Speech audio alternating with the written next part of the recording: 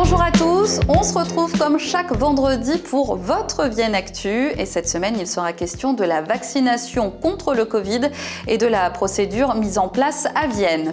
Une station pour mesurer la qualité de l'air dans le jardin de ville, elle a été installée ce mercredi et puis la nuit de la lecture est maintenue demain à la médiathèque avec quelques adaptations, ce sera plutôt la journée de la lecture. Nous avons interviewé la conservatrice des bibliothèques de Vienne.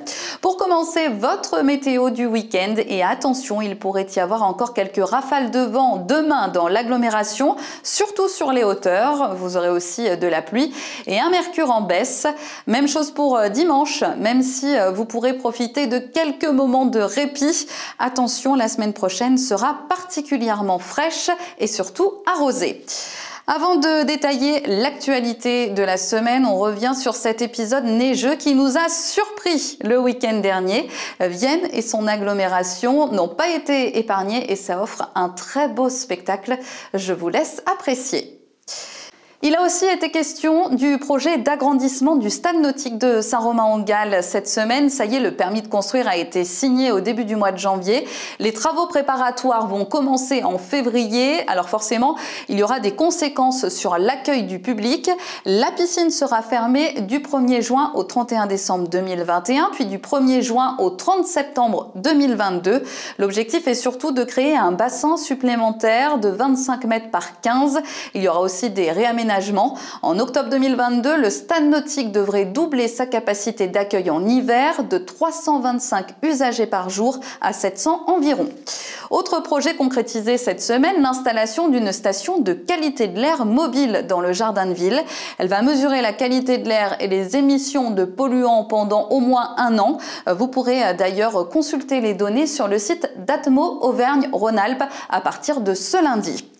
Je vous le disais en titre, un centre de vaccination a ouvert au Cégide dans la rue Albert Thomas dans le quartier Saint-Martin, réservé pour l'instant aux plus de 75 ans et aux personnes présentant des pathologies. Le succès est au rendez-vous, tous les créneaux sont pris jusqu'au 5 février, mais le président du département a annoncé cette semaine que le nombre de doses allait augmenter à partir de la semaine prochaine. Elles vont passer de 30 à 40 par jour à Vienne. On vous rappelle qu'il ne faut pas venir sur place pour prendre rendez-vous, ça se fait par téléphone et sur internet. En bref, sachez également que le lieu d'accueil parents-enfants de Pont-Évêque a rouvert cette semaine. Graines de Malice vous accueille les lundis et mardis de 14h à 17h et les jeudis de 8h30 à 11h30. Et puis il y a une collecte de sang ce lundi à Chuzelle. Rendez-vous de 15h30 à 19h à la salle de la Blanchonnière. Cette semaine, le guide Michelin a révélé son palmarès 2021. Pas de changement dans notre secteur. La pyramide garde ses 2 étoiles à Vienne, 1 étoile pour le domaine de Clairefontaine à Chauny-en-Ballan. Et puis c'est parti pour les soldes d'hiver avec 2 semaines de retard à cause du coronavirus. À Vienne, les bonnes affaires ont démarré très fort avec des moins 50% dès le premier jour pour la plupart des enseignes. Un rendez-vous demain à la médiathèque le 30. La nuit de la lecture est maintenue avec quelques aménagements forcément, mais vous pourrez profiter d'expositions, d'ateliers, de jeux et même d'un concert. On vous a mis le programme complet sur la page Facebook de Vienne TV. Attention, il faut réserver pour les ateliers et les jauges sont très limitées, mais au moins l'événement aura lieu. Écoutez la conservatrice des bibliothèques de Vienne, Virginie Delaine. Et oui, effectivement, elle aura lieu et on tenait absolument qu'elle puisse avoir lieu parce qu'on est aujourd'hui le seul établissement culturel ouvert à Vienne avec donc le conservatoire et la bibliothèque le 30. Pour nous, c'est très important parce que l'action culturelle, la diffusion de la culture, c'est une de nos missions principales avec le développement de la lecture.